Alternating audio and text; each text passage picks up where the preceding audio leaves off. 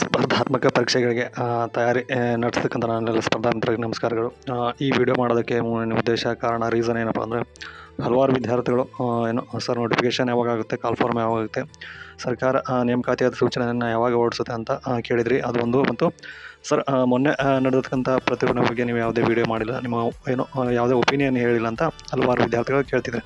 So ಆ ನಿಟ್ಟಿನಲ್ಲಿ ಅದ್ರ ಬಗ್ಗೆ ಕ್ಲಾರಿಫಿಕೇಷನ್ ಕೊಡೋದಕ್ಕೋಸ್ಕರ ಈ ವಿಡಿಯೋ ಮಾಡ್ತಿದ್ದೀನಿ. ಸೊ ಈಗ ಆಲ್ಮೋಸ್ಟ್ ಆಲ್ 1 ಮಂತ್ ಆಯಿತು ನಾನು ಯಾವುದೇ ವಿಡಿಯೋ ಮಾಡಿದ್ದಿಲ್ಲ. ಅದಕ್ಕೆ ಮೇನ್ ಉದ್ದೇಶ ರೀಸನ್ ಏನಪ್ಪ ಅಂದರೆ, ನಮಗೆ ನಮ್ಮ ಜಿಲ್ಲೆ ಅಂದರೆ ವಿಜಯನಗರ ಜಿಲ್ಲೆಯಲ್ಲಿ ಆಲ್ಮೋಸ್ಟ್ ಆಲ್ ಫೆಬ್ರವರಿ ಮಂತಲ್ಲಿ ನಮಗೆ ಬಹಳ ಬಂದೋಬಸ್ತ್ ಕರ್ತವ್ಯಗಳು ಬರ್ತವೆ. ಹಾಗಾಗಿ ನಾವು ಹೆಡ್ ಕ್ವಾರ್ಟ್ರಲ್ಲಿ ಆಲ್ಮೋಸ್ಟ್ ಆಲ್ ಇರೋದಿಲ್ಲ. ಸೊ ನಿಮ್ಗೆ ಗೊತ್ತಿರೋ ಹಾಗೆ ಈ ಮೈಲಾರ ಅಂತ ಇರುತ್ತೆ, ಕುರುವತ್ತಿ, ದೆನ್ ಕೂಲಹಳ್ಳಿ, ಗೋಣಿ ಬಸವೇಶ್ವರ, ಹಂಪಿ ಉತ್ಸವ, ಈ ಥರ ಹಲವಾರು ಬಂದೋಬಸ್ತ್ಗಳು ಬಂದಿರೋ ಕಾರಣದಿಂದ ನಾವು ಹೆಡ್ ಕ್ವಾರ್ಟ್ರಲ್ಲಿ ಅವೈಲೇಬಲ್ ಇರೋದಿಲ್ಲ. ಸೊ ಹಾಗಾಗಿ ವಿಡಿಯೋ ಮಾಡೋದಕ್ಕೆ ಸಾಧ್ಯ ಆಗಿಲ್ಲ. ದೆನ್ ಮತ್ತು ಪರ್ಸ್ನಲ್ ಕೆಲಸನೂ ಇತ್ತು. ಸೊ ಹಾಗಾಗಿ ಊರಿಗೆ ಹೋಗಿದ್ವಿ. ದೆನ್ ಅದಕ್ಕೂ ಹಾಗಾಗಿನೇ ವಿಡಿಯೋ ಮಾಡೋಕ್ಕಾಗಿಲ್ಲ, ಕ್ಷಮೆ ಇರಲಿ. ಸೊ ಇದು ಒಂದು ಪಾರ್ಟು. ದೆನ್ ನೆಕ್ಸ್ಟು, ಸರ್ ಮೊನ್ನೆ ನಡೆದಿರ್ತಕ್ಕಂಥ ಪ್ರತಿಭಟನೆ ಬಗ್ಗೆ ನಿಮ್ಮ ಯಾವುದೇ ಒಪಿನಿಯನ್ನು, ಪ್ರತಿಕ್ರಿಯೆ ನೀಡಲಿಲ್ಲ ಅಂತ ಕೇಳ್ತಿದ್ದೀರಾ.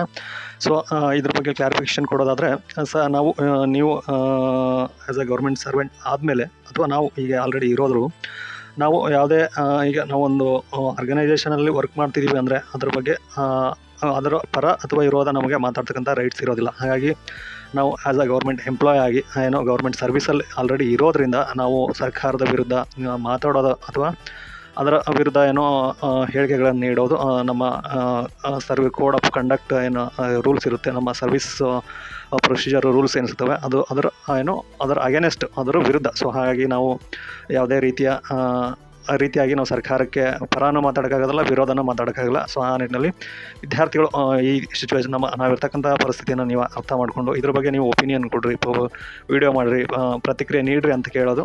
ನೀವು ನಿಮಗೆ ಕೇಳೋದು ರೈಟ್, ಕರೆಕ್ಟ್ ಇದೆ. ಬಟ್ ನಾವು as A government employee servant ಆಗಿ ನಮಗೆ ಆ ಥರ ಒಂದು ನೀವು ಪಬ್ಲಿಕ್ಕಾಗಿ ಏನು ಬೇಕಾದ್ರೂ ಮಾತಾಡ್ಬೋದು, ಏನು ಬೇಕಾದ್ರೂ ಮಾಡ್ಬೋದು. ಆದರೆ ನಾವು ಒಂದು ಬೌಂಡ್ರಿ, ನಮಗೆ ಸರ್ವಿಸ್ ಕಂಡಕ್ಟ್ ರೂಲ್ಸ್ ಅಂತ ಇರ್ತವೆ. ಸೊ ಆ ನಿಟ್ಟಿನಲ್ಲಿ ಅದನ್ನು ನಾವು ಫಾಲೋ ಮಾಡಬೇಕಾಗುತ್ತೆ. ಅದರ ವಿತಿನ್ ಬೌಂಡ್ರಿ ಒಳಗೆ ನಾವು ನಮ್ಮ ಹೇಳಿಕೆ ಮಾತುಗಳನ್ನು ನಾವು ನೀಡಬೇಕಾಗುತ್ತೆ. ಆ ನಿಟ್ಟಿನಲ್ಲಿ ಅದ್ರ ಬಗ್ಗೆ ನಾವು ಮಾತಾಡೋದಕ್ಕೆ ನಾನು ಸರಿಯಾದ ವ್ಯಕ್ತಿ ಅಲ್ಲ ಅಂತ ಹೇಳೋದಕ್ಕೆ ಇಷ್ಟಪಡ್ತೀನಿ. ಸೊ ದೆನ್ ಇದಾಯಿತು. ದೆನ್ ನೆಕ್ಸ್ಟು, ಸರ್ ನೇಮಕಾತಿ ಯಾವಾಗ ಆಗುತ್ತೆ ಸರ್, ಪ್ರಾಬಬಲ್ ಡೇಟ್ಸ್ ಯಾವಾಗ ಅಂತ ಕೇಳ್ತಿದ್ರೆ, ನಿಮಗೆಲ್ಲ ಗೊತ್ತಿರೋ ಹಾಗೆ ಮೊನ್ನೆ ಧಾರವಾಡದಲ್ಲಿ ವಿವಿಧ ವಿದ್ಯಾರ್ಥಿ ಸಂಘಟನೆಗಳು ಮತ್ತು ವಿವಿಧ ರಾಜಕೀಯ ಪಕ್ಷಗಳು ಸೇರಿ ಪ್ರತಿಭಟನೆ ಮಾಡಿದ್ವು. ಆ ಪ್ರತಿಭಟನೆ ಪರಿಣಾಮಕಾರಿಯಾಗಿತ್ತು. ಅದು ಎಲ್ಲಿ ಮುಟ್ಟಬೇಕಾಗಿತ್ತು ಅಲ್ಲಿಗೆ ಮುಟ್ಟಿದೆ. ಈ ನಿಟ್ಟಿನಲ್ಲಿ ಮೊನ್ನೆ ನಡೆದಿರ್ತಕ್ಕಂಥ ಸಚಿವ ಸಂಪುಟ ಸಭೆಯಲ್ಲೂ ಸಹ ಈ ಪ್ರತಿಭಟನೆ ಬಗ್ಗೆ ನಮ್ಮ ರಾಜ್ಯದಲ್ಲಿ ಈಗ ನೇಮಕಾತಿ ಸ್ಟ್ರಕ್ಟ್ ಆಗಿದೆ, ನೇಮಕಾತಿ ಸ್ಥಗಿತಗೊಂಡಿದ್ದಾವೆ, ಅದ್ರ ಬಗ್ಗೆ ವಿಸ್ತೃತವಾದ ಚರ್ಚೆಗಳು ನಡೆದಿದ್ದಾವೆ ಅಂತ ನಾವು ಕೇಳ್ಪಟ್ಟಿದ್ವಿ. ಸೊ ದೆನ್ನು ಕ್ಯಾಬಿನೆಟಲ್ಲಿ ಇದ್ರ ಬಗ್ಗೆ ಡಿಸ್ಕಷನ್ ಆಗಿ ನಮ್ಮ ನೇಮಕಾತಿ ನಮ್ಮ ವಿದ್ಯಾರ್ಥಿಗಳಿಗೆ ರಾಜ್ಯದಲ್ಲಿ ಇರ್ತಕ್ಕಂಥ ವಿದ್ಯಾರ್ಥಿಗಳು ಬಹಳ ನೊಂದಿದ್ದಾರೆ, ಕಷ್ಟ ಕಾಲದಲ್ಲಿದ್ದಾರೆ ಅಂತಂದು ಸರ್ಕಾರ ಮನಸ್ಸು ಮಾಡಿ ಡಿಸ್ಕಷನ್ ಮಾಡಿ ಹಳೆ ರೋಸ್ಟರ್ ಪ್ರಕಾರ 50% ರೋಸ್ಟರ್ ಪ್ರಕಾರ ನಮ್ಮದೇನು ಹಳೆಯ ರೋಸ್ಟರ್ ಪಾಯಿಂಟ್ ಇತ್ತು, ಅದ್ರ ಪ್ರಕಾರ ನೇಮಕಾತಿ ಮುಂದುವರ್ಸೋಣ. ಇನ್ನೇನು 6% ಏನಿದೆ ಅದನ್ನು ಬ್ಯಾಕ್ಲಾಗ್ ಆಗಿ ಕನ್ಸಿಡರ್ ಮಾಡಿ ಅದು after final court verdict decision, final order ಏನು ಬರುತ್ತೆ ಅದ್ರ ಮೇಲೆ ಡಿಸೈಡ್ ಮಾಡೋಣ. ಅದನ್ನು 6% ಬ್ಯಾಕ್ಲಾಗ್ ಅಂತ ಕನ್ಸಿಡರ್ ಮಾಡಿ ನೇಮಕಾತಿಯನ್ನು ಶುರು ಮಾಡ್ಕೊಳ್ಳೋ ಅಂತ ಮಾನ್ಯ ಮುಖ್ಯಮಂತ್ರಿಗಳ ನೇತೃತ್ವದಲ್ಲಿ ನಡೆದಕ್ಕಂಥ ಸಚಿವ ಸಂಪುಟದಲ್ಲಿ ನಿರ್ಣಯ ಕೈಗೊಂಡಿದ್ದಾರೆ ಅಂತ ನಮಗೆ ಹಲವಾರು ಮಂತ್ರಿಗಳು ಪತ್ರಿಕೆಗಳ ಮುಖಾಂತರ ಸ್ಟೇಟ್ಮೆಂಟ್ ಕೊಟ್ಟಿದ್ದಾರೆ. ಮತ್ತು ಅದರ ಅಫಿಷಿಯಲ್ ಮೊನ್ನೆ ನಡೆದಕ್ಕಂಥ ಕ್ಯಾಬಿನೆಟ್ ಮೀಟಿಂಗ್ದ ಅಫಿಷಿಯಲ್ಸ್ ಪ್ರೊಸೀಡಿಂಗ್ಸ್ ನಮಗೆ ಯಾವುದೇ ಅವೈಲೇಬಲ್ ಆಗಿಲ್ಲ. ಈಗ ನೋಡ್ಬೇಕು, ಇವತ್ತು ಅಥವಾ ನಾಳೆ ಸಿಗ್ಬೋದೇನೋ. ದೆನ್ ಈ ನಿಟ್ಟಿನಲ್ಲಿ ಅದು ಪ್ರತಿಭಟನೆ ಬಿಸಿ ಅಲ್ಲಿ ಕ್ಯಾಬಿನೆಟಲ್ಲಿ ತಟ್ಟಿ ನೇಮಕಾತಿ ಮಾಡ್ಕೊಳ್ಳೋದು ಪಕ್ಕ ಅಂತ ಮಾನ್ಯ ಸಚಿವರು ಹೇಳಿದ್ರಿಂದ ಮೇ ಬಿ ನೆಕ್ಸ್ಟ್ ಈ ತಿಂಗಳು ಫೆಬ್ರವರಿ ಅಂತ ಕಂಪ್ಲೀಟ್ ಆಯಿತು, ಮಾರ್ಚ್ ತಿಂಗಳಲ್ಲಿ ಮೇ ಬಿ ನಿಮ್ಮ ನೋಟಿಫಿಕೇಷನ್ ಆಗುತ್ತೆ. ಅದು ಮತ್ತು ವಿತಿನ್ 30 ಡೇಸ್ ಒಳಗೆ ನಾವು ನೋಟಿಫಿಕೇಷನ್ ಓಡಿಸ್ತೀವಿ.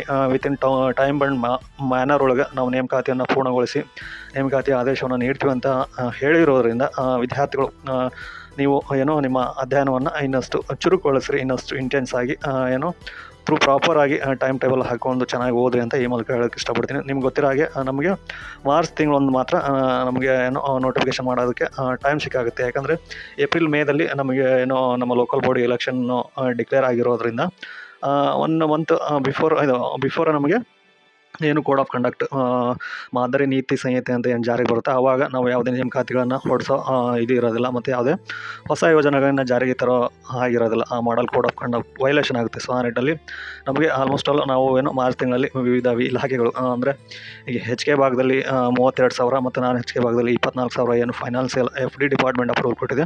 ಮಾನ್ಯ ಮುಖ್ಯಮಂತ್ರಿಗಳ ನೇತೃತ್ವದ FD ಡಿಪಾರ್ಟ್ಮೆಂಟ್ ಆಲ್ರೆಡಿ ಈಗೇನು 54,000ಕ್ಕಿಂತ ಹೆಚ್ಚು ಹುದ್ದೆಗಳಿಗೆ ಆಲ್ರೆಡಿ ಏನೋ ನೇಮಕಾತಿ ಮಾಡಿಕೊಡ್ರಿ ಅಂತಂದು ಆಲ್ರೆಡಿ ಅಪ್ರೂವ್ ಕೊಟ್ಟಿದೆ. ಸೊ ಹಾಗಾಗಿ ನಿಮ್ಗೆ ಗೊತ್ತಿರೋ ಹಾಗೆ ನಮ್ಮ ನೇಮಕಾತಿಗಳು ಯಾಕೆ ಡಿಲೇ ಆಗ್ತಿದ್ವು, ವಿಳಂಬ ಆಗ್ತಿದ್ವು ಅಂದರೆ ನಮ್ಮ ರಾಜ್ಯದಲ್ಲಿ ಏನು 50% 56% ಏನು ನಮ್ಮ ನೇಮಕಾತಿ ಏನು ಮೀಸಲಾತಿ ಹೆಚ್ಚಳ ಆಗಿದೆ.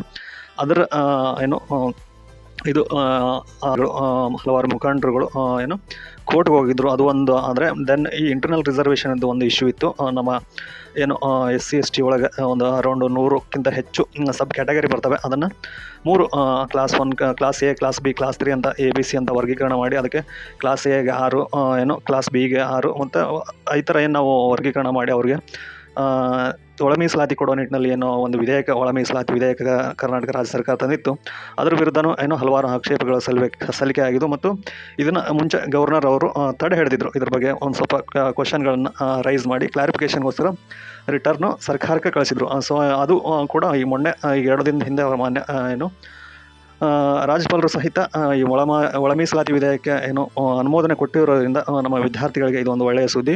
ಮತ್ತು ಈಗ ಆಲ್ರೆಡಿ ನಮ್ಮ ರಾಜ್ಯ ಸರ್ಕಾರ ಏನು ಸಚಿವ ಸಂಪುಟದಲ್ಲಿ ತೆಗೆದುಕೊಂಡ ನಿರ್ಣಯ ಅಂತಂದರೆ ಏನು ನೇಮಕಾತಿಗಳನ್ನು ಇನ್ನು 30 ಡೇಸ್ ಒಳಗಡೆ ನಾವು ನೇಮಕಾತಿಗಳನ್ನು ಪ್ರಾರಂಭ ಮಾಡ್ತೀವಿ ಅಂತ ಅವರೇ ಹೇಳಿರೋದ್ರಿಂದ ನಾವು ಏನು ನೇಮಕಾತಿಗಳನ್ನು ಮಾರ್ಚ್ ತಿಂಗಳೊಳಗೆ ಎಕ್ಸ್ಪೆಕ್ಟ್ ಮಾಡ್ಬೋದು. ಹಾಗಾಗಿ ಯಾರ್ಯಾರು ನಮ್ಮ ಈಗ ಹಲವಾರು ಹುದ್ದೆಗಳು ಏನು ನಮ್ಮ ಕೃಷಿ ಇಲಾಖೆ ಹಲವಾರು ಹುದ್ದೆಗಳಿದ್ದಾವೆ, ಮತ್ತು ವಿವಿಧ 43 ಟೋಟಲ್ ನಮ್ಮ ರಾಜ್ಯದಲ್ಲಿ ಇರತಕ್ಕಂಥದ್ದು 45 ಇಲಾಖೆಗಳು, ಮತ್ತು ಸ್ಯಾಂಕ್ಷನ್ ಸ್ಟ್ರೆಂತು 7,74,000 ಸ್ಯಾಂಕ್ಷನ್ ಪೋಸ್ಟ್ ಇದ್ದಾವೆ. ಬಟ್ ಇವಾಗ ಪ್ರೆಸೆಂಟ್ ನಮ್ಮ 43 ಇಲಾಖೆಯಲ್ಲಿ 2,84,000 ಹುದ್ದೆಗಳು ಏನು ಖಾಲಿ ಇದ್ದಾವೆ. ಅದರಲ್ಲಿ ಈಗ ಆಲ್ರೆಡಿ 54,000 ಹುದ್ದೆಗಳಿಗೆ FD ಮಾನ್ಯ ಮುಖ್ಯಮಂತ್ರಿಗಳ ನೇತೃತ್ವದ FD ಡಿಪಾರ್ಟ್ಮೆಂಟ್ ಅಪ್ರೂವ್ ಕೊಟ್ಟಿದೆ. ಸೊ ಈ ನಿಟ್ಟಿನಲ್ಲಿ ವಿದ್ಯಾರ್ಥಿಗಳು ಏನೋ ಈಗ ಆಲ್ರೆಡಿ ಏಜ್ ರಿಲ್ಯಾಕ್ಸೇಷನ್ 5 years ಕೊಟ್ಟಿರೋದ್ರಿಂದ ಯಾರು ಏಜ್ ಏನೋ ಬಾರ್ ಆಗಿತ್ತು, ಯಾರು ಏಜ್ ಆಲ್ರೆಡಿ ಹೋಗಿತ್ತು, ಅವ್ರಿಗೆ ಈಗ ಮತ್ತೊಂದು ಮರುಜನ್ಮ ಅಥವಾ ಇನ್ನೊಂದು ಅವಕಾಶನ ದೇವರ ಕಲ್ಪಿಸ್ತಿರೋದ್ರಿಂದ ಏನೋ ನಿಮ್ಮ ಕನಸಿನ ನೌಕರಿಯನ್ನು, ಕನಸಿನ ಗುರಿಯನ್ನು ತಲುಪೋದಕ್ಕೆ ಇನ್ನೊಂದು ಚಾನ್ಸ್ ಸಿಕ್ಕಿದೆ. ಹಾಗಾಗಿ ಈ ಸಿಕ್ಕಿರ್ತಕ್ಕಂಥ ಸಮಯವನ್ನು ಸದುಪಯೋಗಪಡಿಸ್ಕೊಂಡು ಸರಿಯಾದ ರೀತಿಯಲ್ಲಿ ಏನು ಈಗಿನ ಟ್ರೆಂಡ್ಗೆ ತಕ್ಕಂಗೆ ನೀವು ನಿಮ್ಮ ಅಧ್ಯಯನವನ್ನು ಮುಂದುವರಿಸಿದೆ ಆದರೆ ಇನ್ನೇನು ನಿಮ್ಮ ಕನಸಿನ ನೌಕರಿ ಅಥವಾ ಕನಸಿನ ಜೀವನ ಕಟ್ಕೊಳ್ಳೋದಕ್ಕೆ ಇನ್ನೇನು ಬಹಳ ದಿನಗಳು ಉಳಿದಿಲ್ಲ ಅಂತ ಈ ಮೂಲಕ ಹೇಳೋದಕ್ಕೆ ಇಷ್ಟಪಡ್ತೀನಿ. ಹಾಗಾಗಿ ನಮ್ಮ ಪೊಲೀಸ್ ಹುದ್ದೆ ಆಕಾಂಕ್ಷಿಗಳು ಏನು ಬರೀ ಫಿಸಿಕಲ್ಲು ಇದು ಬರೀ ರಿಟರ್ನ್ ಎಕ್ಸಾಮ್ಗೆ ಒತ್ತು ಕೊಡದೆ ಫಿಸಿಕಲ್ ಎಕ್ಸಾಮ್ಗೂ ಸಹ ತಯಾರಿ ನಡೆಸಿ ಈಗ 2 ಈಕ್ವಲ್ ಏನು ಪಾರ್ಟ್, ಅದು 2 ಈಕ್ವಲ್ ಪಾರ್ಟ್ ಪ್ಲೇ ಮಾಡ್ತವೆ.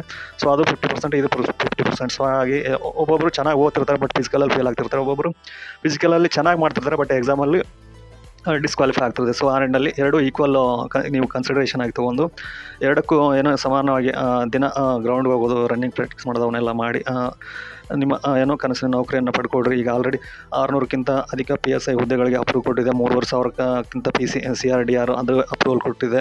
ದೆನ್ ಎಕ್ಸೈಸ್ ಡಿಪಾರ್ಟ್ಮೆಂಟಲ್ಲಿ excise sub inspector, excise PC ಮತ್ತು ಹಲವಾರು 1,000ಕ್ಕಿಂತ ಅಧಿಕ FDA, SDA, ನಮ್ಮ ಬಹು ನಿರೀಕ್ಷಿತ ಏನು ಅಗ್ರಿಕಲ್ಚರ್ ಆಫೀಸರ್ಸು, ಲ್ಯಾಂಡ್ ಸರ್ವೇಯರು ಎಲ್ಲ ಎಕ್ಸಾಮ್ಗಳು ಇನ್ನೇನು ಸ್ವಲ್ಪ ದಿನದಲ್ಲೇ ಕಾಲ್ಫರ್ಮ್ ಆಗ್ತವೆ. ಈಗ ಮೊನ್ನೆ ನಾವು ಈಗ ಏನು ವೆಟರ್ನರಿ ಆಫೀಸರ್ ಅದೇನು ಆ ಎಕ್ಸಾಮ್ ನೋಡಿದ್ರೆ ಈಗ KPSC ಸಹ ಭಾಳ ಸ್ಪೀಡಾಗಿ ಎಕ್ಸಾಮ್ ಪ್ರೋಸೆಸ್ನ ಕಂಪ್ಲೀಟ್ ಮಾಡೋ ನಿಟ್ಟಿನಲ್ಲಿ ಕಾರ್ಯಪ್ರವೃತ್ತವಾಗಿದೆ. ನೋಡ್ಬೋದು ನೀವು ಎಕ್ಸಾಮು ಜನವರಿಯಲ್ಲಿ ಆಗಿತ್ತು. ಈಗ ಆಲ್ರೆಡಿ ನೀವು DV ಡೇಟ್ ಅಂದರೆ ಡಾಕ್ಯುಮೆಂಟ್ ವೆರಿಫಿಕೇಷನ್ ಡೇಟ್ ಸಹ ಮಾನ್ಯ KPSC ಪ್ರಕಟಿಸಿದೆ. ಸೊ ಹಾಗಾಗಿ ಏನು ಜ್ಯೋತಿ ಮೇಡಮ್ ಅವರು ಬಹಳ ಸ್ಪೀಡ್ ಆಗಿ ವರ್ಕನ್ನ ಕಂಪ್ಲೀಟ್ ಮಾಡ್ತಿದ್ದಾರೆ ಅನ್ನೋ ನಿಟ್ಟಿನಲ್ಲಿ ಎಲ್ಲ ಅಭ್ಯರ್ಥಿಗಳು ಇನ್ನೇನು ಬಹಳ ಟೈಮ್ ಉಳಿದಿಲ್ಲ.